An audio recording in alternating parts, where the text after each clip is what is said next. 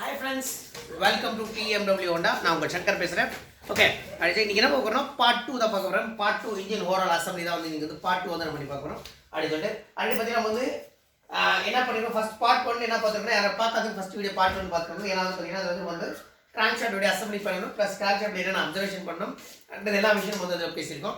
இப்போ வந்து என்ன பண்ணோம்னா கிராங்க் கேஸ் வந்து நம்ம வந்து ரைட் சைடு கிராங்க் கேஸ் வந்து நம்ம எப்படி அசம்பிளி பண்ணோம், ஓகே எப்படி சீட்டிங் பண்ணுறது தான் பார்க்க போகிறோம். ஓகேங்களா, அப்படி சொல்லிட்டு நம்ம ஃபஸ்ட்டு பார்க்க வேண்டிய விஷயம் பார்த்தீங்கன்னா ரைட் சைடு கிராங்க் கேஸ். இது கிராங்க் கேஸ் வந்து ரொம்ப முக்கியமான விஷயம் பார்த்தீங்கன்னாக்கா ஆயில் பம்ப் எப்படி உட்காருது, ப்ளஸ் ஆயில் சீலு, ஓகேங்களா, த்ரெட் எல்லாம் எப்படி இருக்குன்றத செக் பண்ணிக்கோங்க. ப்ளஸ் இந்த சர்ஃபேஸ், ஓகேங்களா, இந்த சர்ஃபேஸ்லாம் க்ளீனாக இருக்கா அப்படின்னு சொல்லி செக் பண்ணிக்கோங்க. ஓகேங்களா, அப்படின்னு சொல்லிட்டு சர்ஃபேஸ், அப்புறம் முக்கியமாக இந்த 2 டவுல் பின் தருதுங்களா, இந்த 2 டவுல் பின் வந்து செக் பண்ணிக்கோங்க. அப்படின்னு சொல்லிட்டு அதுக்கடுத்து பார்த்தீங்கன்னா நம்மளோட ஆயில் சீல். இந்த ஆயில் சீல் கூட டூல் இருந்தால் நீங்கள் இந்த சைட்லேருந்து கூட போட்டு அடிக்கலாம். பட் இல்லைனாக்கா நார்மலாக ஒன்றும் இல்லை, இந்த சைட்லேருந்து கூட நீங்கள் இது வச்சுட்டு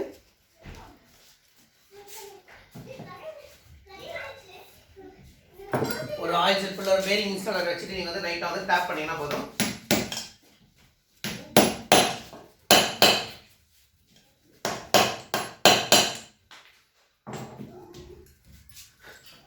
இந்த சர்ஃபேஸ் வந்து லெவலாக இருந்தால் போதும், சரிங்களா. இந்த சர்ஃபேஸ் வந்து லெவலாக இருந்துச்சுன்னா போதும். இப்போ வந்து ஆயில் சீல் வந்து சிட்டிங் ஆயிடுச்சு, சரிங்களா, அப்படின்னு சொல்லிட்டு. அப்புறம் முக்கியமான ஒரு விஷயம் பார்த்தீங்கன்னா அவங்க வந்து இதுக்குள்ள ஒரு ஜால் மாதிரி ஒன்று கொடுத்துருப்பாங்க, கரெக்டில் அந்த பிளேட் வந்து. ஓகேங்களா, இது என்னன்னு பார்த்தீங்கன்னா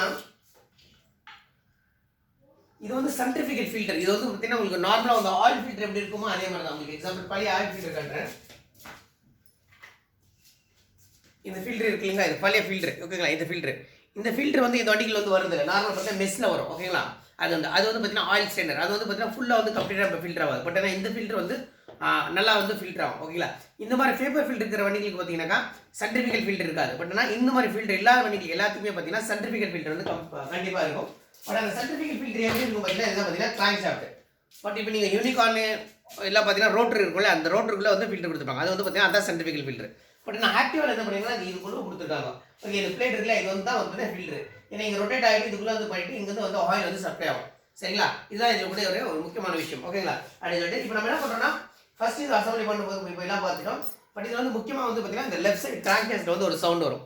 இது இது வந்து நம்ம டியோவில் அசம்பிளி பண்ணுறோம். டியோவில் வந்து ரொம்ப முக்கியமான விஷயம் பார்த்தீங்கன்னா வண்டி ஹீட் ஆனபடியே வந்து சவுண்ட் வந்து சேஞ்ச் ஆகிடும். கஸ்டமர் வந்து பார்த்தீங்கன்னா ஒரு சவுண்ட் வருது சார் சொல்லுவாங்க, கரெக்டுங்களா. ப்ளஸ் வந்து பிக்கப்பும் ட்ராப் ஆகும். அது என்ன கம்ப்ளைண்ட் பண்ணால் அது வந்து இன்ஜின் கேஸ் சவுண்டுன்னு சொல்லுவாங்க. பட் வந்து பார்த்தீங்கன்னா அது நம்ம வந்து கேசிங் சவுண்டுன்னு சொல்லுவோம். பட் ஆனால் ஆக்சுவலி ஒரு டெக்னிக்கல் நேம் பார்த்தீங்கன்னா அது பார்த்தீங்கன்னாக்கா கிராங்கிங் சவுண்டுன்னு சொல்லுவாங்க, நாக்கிங் சவுண்டுன்னு சொல்லுவாங்க. இப்போ எப்படின்னா ஒரு நம்ம மேட்டை வந்து நம்ம போகிறோம்னா அந்த டைமில் வந்து பார்த்தீங்கன்னா வந்து நம்ம கொடுக்கும்போது எக்ஸ்ட்ரா கொடுத்து ஓடும்போது படுறன்னு வரும். ஓகேங்களா, அந்த சவுண்டு வந்து கண்டிப்பாக வரும். அந்த சவுண்டு வரதுக்கான ரீசன் வந்து நிறைய ரீசன்கள் இருக்குது. அதில் வந்து ஒன்று பார்த்தீங்கன்னா கிராங்க் கேஸ். நீங்கள் அந்த மாதிரி ஒருவேளை வண்டிகள் வந்து சவுண்டு வந்ததுன்னா எடுத்து நம்ம கிராங்க் கேஸோ இன்ஜின் பேரிங்கோ சேஞ்ச் பண்ணணுன்ற அவசியம் கிடையாது. ஃபஸ்ட்டு நீங்கள் என்ன பண்ணணும்னாக்கா ஃபஸ்ட்டு வந்து வண்டியோட ஸ்பார்க் ப்ளக் வந்து நீங்கள் கழட்டி பார்க்கணும். ஸ்பார்க் ப்ளக் கழட்டி பார்க்கும்போது அந்த ஸ்பார்க் ப்ளக்கோட பர்னிங் பார்க்கணும், கரெக்டாக இருக்கா. இல்லை ஒரு ரொம்ப லீனாக இருந்தாலும் வந்து வரும், ரொம்ப ரீச் இருந்தாலும் வரும். அப்படின்னா பிளாக்காக இருந்தாலே உங்களுக்கு வந்து அந்த கம்ப்ளைண்ட் வரும். ப்ளஸ் வந்து ஒருவேளை ரொம்ப ஒயிட்டாக இருந்தாலும் அந்த கம்ப்ளைண்ட் வரும். அதனால் 2 ஆவரேஜ் இருக்கா ஃபஸ்ட்டு அந்த கம்ப்ளைண்ட் பார்த்துக்கோங்க. அதுக்கடுத்து நீங்கள் பார்க்க வேண்டியது பார்த்தீங்கன்னாக்கா வால் டைமிங் ராங் ஆனாலும் கூட அந்த கம்ப்ளைண்ட் வரும் அப்படின்னு சொல்லிட்டு. அதுக்கடுத்து பார்த்தீங்கன்னா இக்னிஷன் டைமிங்ஸ். ரொம்ப முக்கியமான விஷயம் பார்த்தீங்கன்னா இக்னிஷன் டைமிங் வந்து நீங்கள் செக் பண்ணணும். ஒரே உங்களுக்கு இக்னிஷன் டைமிங் செக் பண்ண தெரியலனா ஒன்றும் பிரச்சனை இல்லை. நான் வந்து உங்களுக்கு நெக்ஸ்ட் வந்து அதுவும் ஒரு வீடியோ போடுறேன், அந்த இக்னிஷன் டைமிங் எப்படி செக் பண்ண சொல்லிட்டு. ஆல்ரெடி பார்த்தீங்கன்னா நான் ஒரு வீடியோ போட்டிருப்பேன், மேக்னெட்டில் ஏன் என்ன டி என்ன எஃப் என்னன்னு சொல்லி போட்டிருப்பேன். அந்த வீடியோ போய் பாருங்கள். அந்த வீடியோ பார்த்தீங்கன்னா உங்களுக்கு ஆட்டோமேட்டிக்காக அதோட விஷயங்கள் என்னன்றது உங்களுக்கு புரியும். அதுக்கடுத்து பார்த்தீங்கன்னா இதெல்லாம் நீங்கள் செக் பண்ணிவிட்டு அதுக்கப்புறமா தான் ஃபைனலாக தான் நீங்கள் பார்க்கும்போது தான் இந்த இன்ஜின் கேஸ். ஏன்னா இதோட இந்த பேரிங்கும் இந்த கேஸ்க்கும் வந்து ஹீட் ஆகணும், அந்த கேப் வந்து ஜாஸ்தியாகும். அந்த ஜாஸ்தி ஆகும்போது தான் அந்த சவுண்ட் வந்து உங்களுக்கு வந்து அந்த இடத்துல வந்து ஸ்டார்ட் ஆகுது, சரிங்களா. ஓகே, இதுதான் வந்து ரொம்ப முக்கியமான விஷயம். அது பட் இந்த வண்டி நம்ம எப்படி இப்போ கண்டுபிடிக்கணும் பார்த்தீங்கன்னா நம்ம மெஷர்மெண்ட் பண்ணலாம். பட் மெஷர்மெண்ட் பண்ணும்போது கூட நம்மளுக்கு அந்தளவுக்கு அக்யூரேசி வந்து கிடைக்கிறது இல்லை. அதனால் என்ன பண்ணிங்கன்னா முடிஞ்ச அளவுக்கு நீங்கள் வண்டி வந்து கட்டுறதுக்கு முன்னாடியே வண்டியை வந்து ப்ரெஸ் ஆகி பாருங்கள். ப்ரெஸ் ஆகி பார்க்கும்போது என்னென்ன சவுண்ட் வருது, எங்கெங்கெல்லாம் வருதுன்றதை ஃபஸ்ட் அப்சர்வேஷன் பண்ணிவிட்டு நீங்கள் இன்ஜினை டிஸ்மேண்டில் பண்ணிட்டு அசம்பிளி பண்ணும்போது நிறைய விஷயங்கள் வந்து உங்களுக்கு வந்து வராது, ஃபெயிலியர் ஆகாது. அதனால் வந்து இன்ஜின் வந்து நல்லா ஸ்மூத்தாக இருக்கும். ஏன்னா வந்து நம்ம ஒன்ஸ் ஒரு இன்ஜின் வந்து நம்ம பண்ணுறோன்னா அட்லீஸ்ட் வந்து ஒரு 40,000 to 50,000 கிலோமீட்டர்ஸ் ஆகுது லைஃப் வரணும். ஓகேங்களா, அப்படின்னு சொல்லிட்டு. இல்லை நம்ம பண்ணலைனாக்கா அதுக்கு நம்ம பண்ணி இன்ஜின் பண்ணியே வேஸ்ட்டு. ஓகேங்களா, அதுதான் சொல்கிறேன். ஏன்னா வந்து கஸ்டமர்ஸும் ஆல்மோஸ்ட் அவ்வளோ காஸ்ட் வந்து எக்ஸ்பென்சிவ் கொடுத்து நம்ம பண்ணுறாங்க. அதில் வந்து தயவு செஞ்சு சொல்கிறேன், ஒரு பாட்டையும் நீங்கள் செக் பண்ணி ஃபிட் பண்ணிங்கன்னா உங்களுக்கும் வண்டிக்கும் நல்லது, வண்டியோட கஸ்டமரும் ஹாப்பியாக இருப்பாங்க. அதே போல் உங்களோட வேலை மேலே உங்களுக்கும் ஒரு நல்ல நம்பிக்கை வரும், சரிங்களா. அண்ட் ரொம்ப சிம்பிளான விஷயம்லாம் இப்போ புரிஞ்சுதுங்களா. முதல்ல வந்து கேஸ் வந்து அசம்பிளி பண்ண போகிறோம். இந்த கேஸ் அசம்பிளி பண்ணுறதுக்கு முன்னாடி உங்களுக்கு ஒரு சில விஷயங்கள் காட்டுறேன். இதில் மொத்தம் வந்து பார்த்தீங்கன்னா 8 வகையான போல்டு வரும். ஒன்று பார்த்தீங்கன்னா ரொம்ப லென்த்தான ஒரே ஒரு போல்டு வரும். அதுக்கடுத்து பார்த்தீங்கன்னா இந்த 3 போல்டு வந்து ஒரு நெக்ஸ்ட் ஒரு லென்த் வரும். அதுக்கு பார்த்தீங்கன்னா நெக்ஸ்ட் 4 போல்டு ஒரு லென்த் வரும். மொத்தம் இந்த 3 சைஸ் போல்டு வரும் அப்படின்னு சொல்லிட்டு இந்த 3 சைஸ் போல்டு எப்படி போடுறதுன்றது நம்ம இங்கே போடும்போது போடணும். சரிங்களா? அப்படின்னு சொல்லிட்டு ரொம்ப சிம்பிள் தான். ஓகே, இப்போ நம்மளுக்கு ஆல்ரெடி பார்த்தீங்கன்னா ஆயில் சீல் உட்கார வச்சிட்டோம். நெக்ஸ்ட் பார்த்தீங்கன்னா 3 பாண்ட் பேஸ்ட் போடணும். பேஸ்ட் போடும்போது அவ்வளோதான், ரொம்ப முக்கியமான விஷயம். ஜாஸ்தி பேஸ்ட் போடாதீங்க.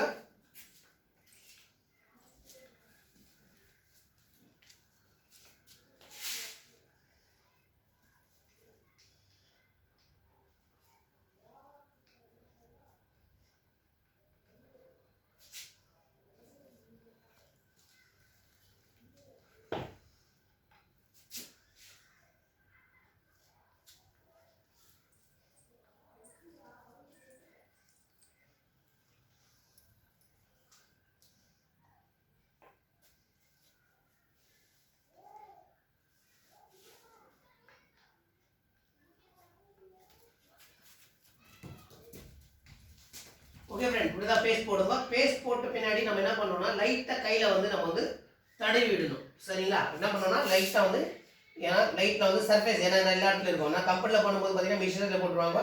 அதாவது பர்ஃபெக்டாக அக்யூரஸியாக எவ்வளோ இருக்கணும் எவ்வளோ கிராம் இருக்கணும்லாம் கரெக்டாக இருக்கும். பட் நம்ம கையில் போடும்போது என்னன்னா கொஞ்சம் சேஞ்சஸ் வந்து வரும்.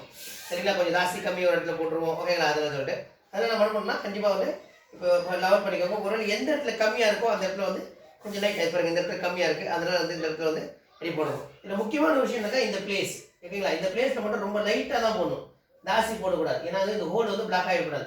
சரிங்களா? அதனால அதுக்காக ஜாஸ்தி அந்த இடத்துல போடக்கூடாது. ஓகேங்களா? அது பிளாக் ஆச்சுனாலே உங்களுக்கு வந்து ப்ராப்ளம் வந்துடும். சரிங்களா? ஓகே ஃப்ரெண்ட்ஸ், அப்படின்னு சொல்லிட்டு இப்போ நம்ம என்ன பண்ண போனால் ஆயில் வந்து பேரிங் கேரிங்கெல்லாம் எதையும் பதிக்க போடாதீங்க.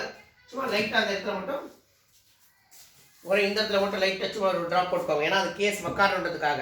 ஏன்னா நம்ம ஆயில் போடணும் தான். ஏன்னா எதுக்காக நம்ம வந்து இங்கெல்லாம் ஆயில் போட போகிறோம்னா வந்து நம்ம பேஸ்ட் போட்டுருக்கோம். அந்த ஆயில் வந்து ஒரு ட்ராப் வந்து இங்கே வந்துச்சுன்னா கூட நம்மளுக்கு அந்த வந்து ஆயில் லீக்கேஜ் வந்துடும். அதனால தான் அசம்பிளிங் பண்ணி ஒரு 10 நிமிஷத்துக்கு அப்புறமா நீங்கள் வந்து எல்லாத்துக்குமே ஆயில் போடுவோம். அது சிம்பிள் தான், ஒன்றும் பிரச்சனை இல்லை.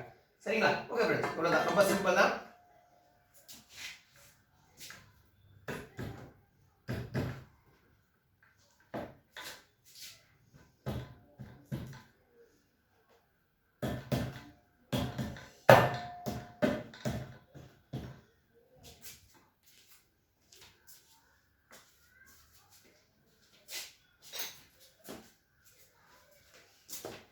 கொஞ்சம் லைட்டாக கைட்டாக இருந்ததால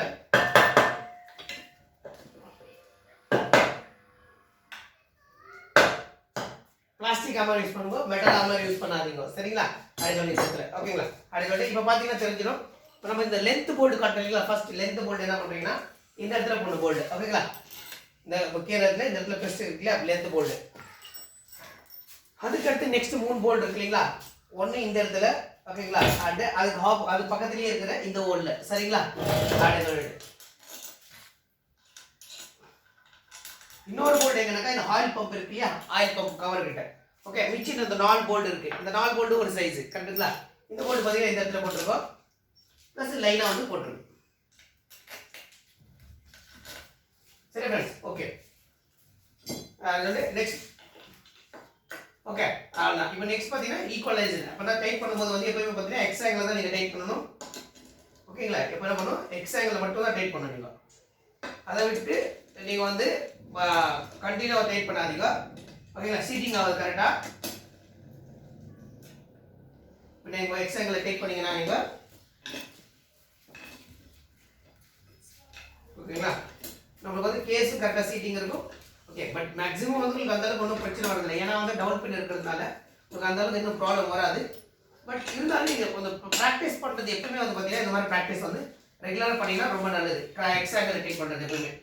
சரிங்களா ஃப்ரெண்ட்ஸ்? ஓகே, அண்ட் வந்து இதுக்கு வந்து நீங்கள் வந்து உங்கள் டார்க் ரிஞ்ச் இருந்தால் டார்க் ரிஞ்ச் யூஸ் பண்ணணும், பிரச்சனை இல்லை. ஒரு 11 to 12 மீட்டர் இதுக்கு வந்து டைப் பண்ணால் போதும். அண்ட் பட் இல்லையா ஒரு வாரம் நீங்கள் நார்மலாக ஒரு 10 சைஸ் போல்டுக்கு எந்த அளவுக்கு டைப் பண்ணுங்க உங்களுக்கு தெரிஞ்சிச்சுன்னா, ஐடியா இருந்துச்சுன்னா அந்த அளவுக்கு ஐடியா பண்ணுங்க போதும்.